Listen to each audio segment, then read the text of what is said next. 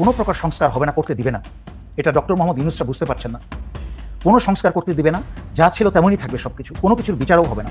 কারণ প্রধান উপদেষ্টার কিন্তু কোনো ক্ষমতা নাই এই সেনাপ্রধানকে চাকরিচ্যুত করা বা চাকরি থেকে সরানো, অন্য কাউকে বসানো কোনো ক্ষমতা নাই। তাহলে কি সেনাবাহিনী সরাসরি ক্ষমতায় আসতে যাচ্ছে? যদিও তিনি যতবারই উচ্চারণ করুন না কেন সেনাবাহিনী রাজনীতি থেকে দূরে থাকতে চান, বা এমন কোনো প্লট কি আসলে নির্মাণ হতে যাচ্ছে, অথবা যেসব কারণে সেনাবাহিনী বাধ্য হতে পারে সরাসরি ক্ষমতায় হস্তক্ষেপের জন্য? প্রধান উপদেষ্টার সঙ্গে সেনাপ্রধানের সাক্ষাৎ গুরুত্বপূর্ণ সাক্ষাৎ নিঃসন্দেহে। নির্বাচনের সময়সীমা নিয়ে সরকার ও সেনাপ্রধানের বক্তব্যে মতবিরোধে বহিঃপ্রকাশ ঘটল কিনা এমন প্রশ্নের জবাবে শফিকুল আলম বলেন, সেনাবাহিনী সরকারকে সাহায্য করবে তাতে মনে হয় যে এটা একটা স্বাধীন সত্তা আছে, এটা নিয়ে কনফিউশন আছে। আবার এটার মাধ্যমে তিনি সরকারের বিরুদ্ধে সেনাবাহিনী যেতে পারে, বিশেষ করে ডক্টর ইউনূস যখন দেশের বাইরে আছেন তখন একটা সমস্যা তৈরি হতে পারে। এই দুইজনের মধ্যে কোনো রকম মতদ্বৈততা, মতভিন্নতা বা মতবিরোধ আছে কিনা? আসসালামু আলাইকুম দর্শক, ভিডিওর শুরুতে কয়েকটি ভিডিও ফুটেজের অংশ বিশেষ আপনারা দেখেছেন। ভিডিওগুলো দেখেই বুঝতে পেরেছেন আজকের এই ভিডিওটি কতটুকু গুরুত্বপূর্ণ হতে চলেছে।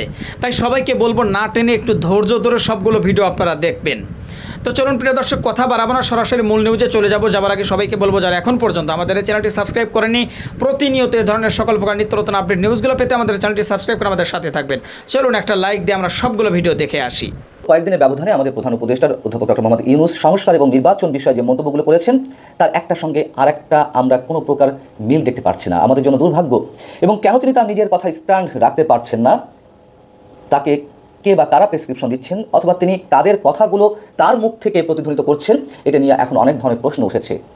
বর্তমান সরকারকে তো দেশের আপামর জনসাধারণ সমর্থন করেছে, এবং সংস্কারের বিষয়েও দেশের মানুষের একটি আকাঙ্ক্ষা রয়েছে যে বর্তমান সরকারের সময়ে বিভিন্ন প্রাতিষ্ঠানিক সংস্কারের কাজগুলো অন্তত অনেকটা এগিয়ে যাক। তার জন্য যে যৌক্তিক সময় দেওয়া প্রয়োজন সেই সময় মানুষ দেবে। কিন্তু মাত্র কয়েকদিনের ব্যবধানে গত 22শে সেপ্টেম্বর তিনি যুক্তরাষ্ট্রে গেলেন, এবং 1 অক্টোবর পর্যন্ত আন্তর্জাতিক বিভিন্ন গণমাধ্যমে তার যে বক্তব্যগুলো নির্বাচন এবং সংস্কারের বিষয়ে, তা এক এক সময় এক এক ধরনের মন্তব্যগুলো আমার কাছে মনে হচ্ছে। এবং এই বক্তব্যগুলো তখনই এসেছে যখন সেনাপ্রধান গত কয়েকদিন আগে আন্তর্জাতিক বার্তা সংস্থা রয়টার্সকে দেওয়া সাক্ষাৎকারে তিনি মন্তব্য করলেন যে নির্বাচন যাতে আগামী 18 মাসের মধ্যে হতে পারে সেজন্য গুরুত্বপূর্ণ সংস্কার সম্পন্ন করতে হবে। এবং তিনি একথাও বলেছিলেন যে পরিস্থিতি যাই হোক না কেন তিনি মোহাম্মদ ইউনূসের নেতৃত্বাধীন অন্তর্বর্তী সরকারের সঙ্গে আছেন। নির্ভেজাল মন্তব্য সেনাপ্রধান করেছিলেন। এখন প্রশ্ন উঠেছিল তখন যে সেনাপ্রধান কি সরকারের সঙ্গে বা সরকার প্রধানের সঙ্গে আলোচনা করে এই ধরনের মন্তব্য করেছেন? তখন আমরা বলেছিলাম যে তার এই মন্তব্যটি ব্যক্তিগত হতে পারে, অথবা সরকারের কাছ থেকে একটা ইঙ্গিত পেয়ে তিনি এই ধরনের মন্তব্য করতে পারেন। সেই বিষয়টি পরবর্তীতে এসে আমাদের প্রধান উপদেষ্টার প্রেস সচিব শফিকুল আলম গত রোববার সংবাদ সম্মেলনে তিনি স্পষ্ট করে বলার চেষ্টা করেন যে এটি তার ব্যক্তিগত মতামত হতে পারে। এখানেও আমরা সৌজন্যতার একটি বিষয় আমরা দেখে পেতে পারি, এবং সেটি আমরা অনেকে গ্রহণ করেছিলাম। যা এটা হতেই পারে, যেহেতু সেনাবাহিনী এখন সরকারের একটি গুরুত্বপূর্ণ পার্ট, তারা ম্যাজিস্ট্রেসি ক্ষমতা পেয়েছে, দেশের আইন শৃঙ্খলা রক্ষার কাজে একটা বড় ভূমিকা পালন করছেন, আর সরকার গঠন ইত্যাদি নানান বিষয় তো আমরা জানি সেনাবাহিনীর যে গুরুত্বপূর্ণ ভূমিকা। কিন্তু আমরা বড় বিস্ময়ের সঙ্গে লক্ষ্য করলাম সেনাপ্রধানের এই বক্তব্যকে আমাদের প্রধান উপদেষ্টা যেভাবে, এটা ঠিক কাউন্টার বলবো না, তার প্রতি উত্তরে যেটি বললেন ভয়েস অব আমেরিকার সঙ্গে সাক্ষাৎকারে, সেটিতে আমরা আহত হয়েছি। এবং অল্প মাত্র কয়েকদিনের ব্যবধানে এক এক সময় এক এক কথা আমাদেরকে অবশ্যই আশাহত করছে। আমরা এটুকু বলতেই পারি, কেন এমনটি হচ্ছে, কেন এমনটি হবে? অনেকে বলছেন যে যায় লঙ্কায় সে হয় রাবণ। আমরা এখনই তেমনটা ভাবতে চাই না। অনেকে বলেন যে অধ্যাপক ডক্টর মোহাম্মদ ইউনূস সহজ সরল মানুষ, তিনি তো আসলে রাজনীতি করেন না, ঘুরিয়ে পেঁচিয়ে কথা বলতে পারেন না। যদি তাই হয় তাহলে তো একটা জায়গাতেই স্ট্যান্ড করে থাকবেন। তিনি যুক্তরাষ্ট্রে যাওয়ার পর নিউ ইয়র্ক টাইমসের সঙ্গে সাক্ষাৎকারে বললেন সংস্কারের জন্য যতদিন প্রয়োজন সেটা করে, এবং রাজনৈতিক দলগুলোর সঙ্গে আলোচনার পরে ভোটার তালিকা হালনাগাদের মধ্য দিয়ে নির্বাচন অনুষ্ঠিত হবে। তিনি পরবর্তীতে এসে রয়টার্সের সঙ্গে সাক্ষাৎকারে বললেন, আগে বললেন রাজনৈতিক দল, পরবর্তীতে বললেন জনগণ যখন মনে করবে নির্বাচন দেওয়া উচিত তখনই নির্বাচন সরকার দিবে, এবং এই সরকারের বিন্দুমাত্র কোনো ইচ্ছে নেই দীর্ঘমেয়াদে ক্ষমতায় থাকার। আমরা সে বক্তব্যটিও গ্রহণ করলাম।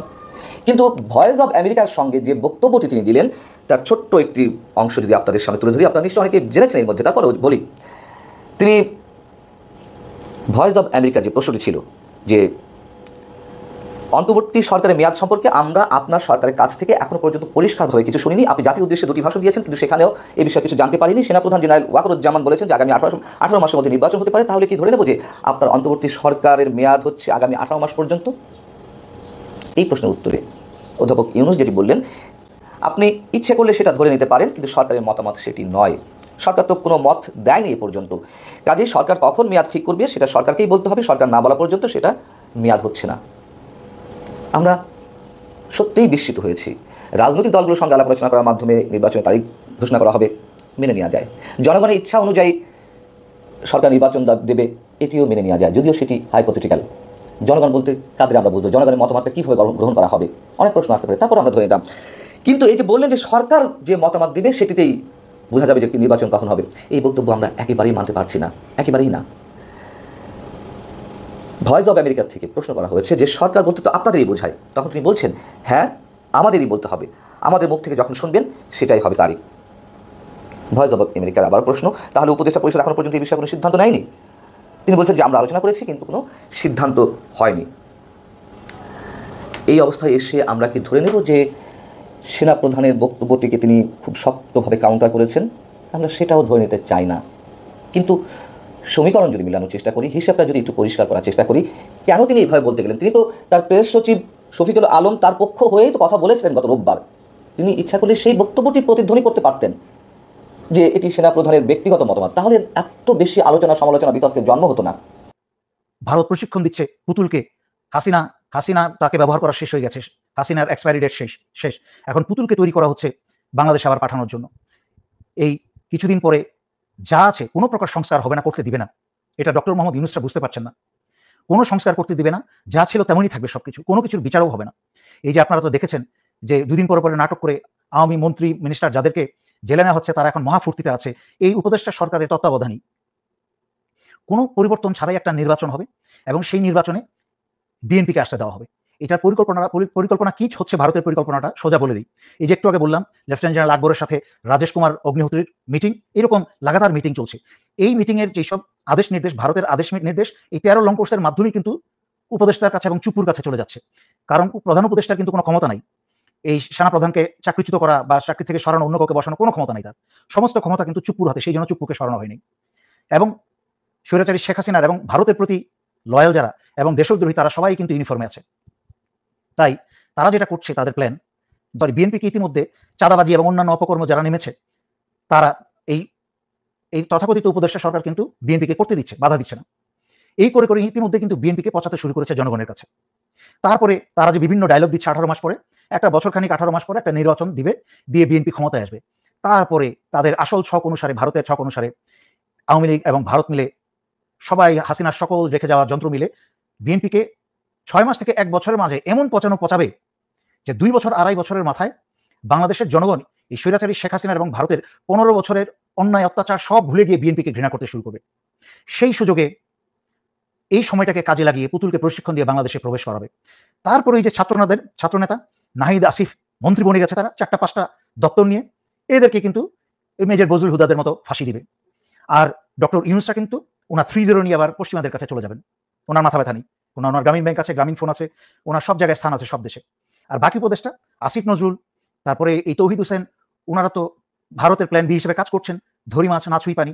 তাই যখন আওয়ামী সরকার আসবে আবার, তখন তারা বলবে আমরা তো বসি নেই, আমাদেরকে ছাত্ররা জোর করে বসিয়েছে, এবং দেখেন আমরা তো কিছু করিনি, আপনাদের মন্ত্রী মিনিস্টার আওয়ামী লীগের সকল লোককে আমরা হেফাজতে রেখেছি, নিরাপত্তায় রেখেছি এবং জামাই যত্নে রেখেছি।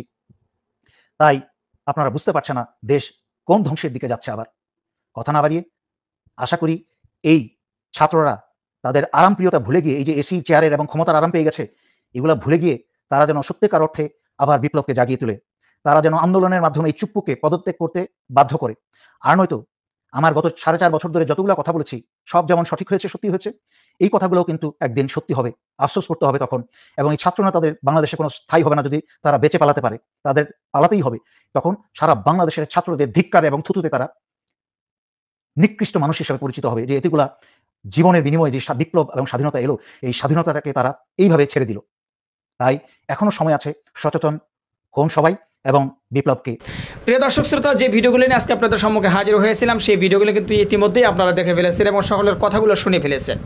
তো অবশ্যই এবার আপনাদের মূল্যবান মতামত জানানোর পালা। আপনাদের কি মনে হয়, কি জানলেন বুঝলেন এই ভিডিও থেকে, সেটা অবশ্যই এখন আপনারা এই ভিডিওর কমেন্ট বক্সে আপনাদের মূল্যবান মতামত জানিয়ে দিন। আর হ্যাঁ, সবাইকে বলবো আমাদের এই চ্যানেল কিন্তু প্রতিনিয়ত এই ধরনের সকল প্রকার নিত্য নতুন আপডেটগুলো আমরা সবসময় দেওয়ার চেষ্টা করি। তো অবশ্যই আপনাদেরকে বলবো, যারা এখনও পর্যন্ত আমাদের এই চ্যানেলটি সাবস্ক্রাইব করেনি, প্রতিনিয়ত এই ধরনের সকল প্রকার নিত্য নতুন আপডেট নিউজগুলো পেতে আমাদের এই চ্যানেলটি সাবস্ক্রাইব করে আমাদের সাথে থাকবেন। আর ইতিমধ্যেই যারা সাবস্ক্রাইব করে দিয়েছেন তাদেরকে অসংখ্য ধন্যবাদ জানিয়ে ভিডিওটি এখানে শেষ করছি। সে পর্যন্ত সকলে ভালো থাকবেন, সুস্থ থাকবেন। আবারও দেখা হবে, কথা হবে নতুন কোনো টপিকে, নতুন কোনো ভিডিও নিয়ে। আল্লাহ হাফেজ।